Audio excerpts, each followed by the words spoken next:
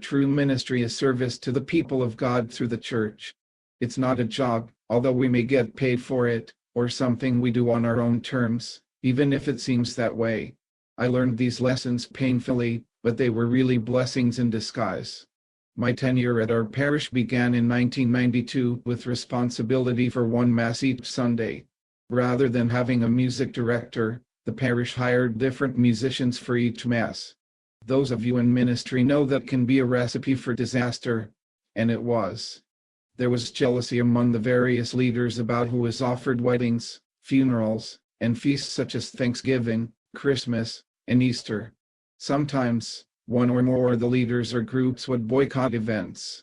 In 1995, I was offered the position as music director, and a few of the other leaders quit.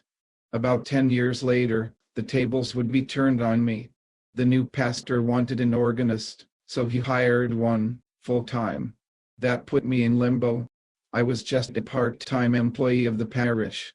I asked the pastor what he was thinking, and it didn't even occur to him that I might be put out.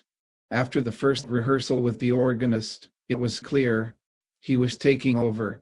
But rather than joining him and staying on as a musician, I quit. My ego was bruised and I wanted to nurse it. I thought that I was entitled to do music in the parish, and the choir was mine. The result? I missed out on years of the enjoyment playing live music brings, and lost several of the relationships I had formed. But, after a while, I realized that ministry is service, and service must be done with love. The next pastor learned that I had been music director, and while that position was taken, he offered me a Mass each Sunday. I was overjoyed, and eventually 3 other musicians joined me to become, for the Lord. We played together until COVID hit, but when the church reopened, I discovered I had lost my singing voice, the first symptom of my yet unknown ALS. The Lord gives, and takes away, as He sees fit.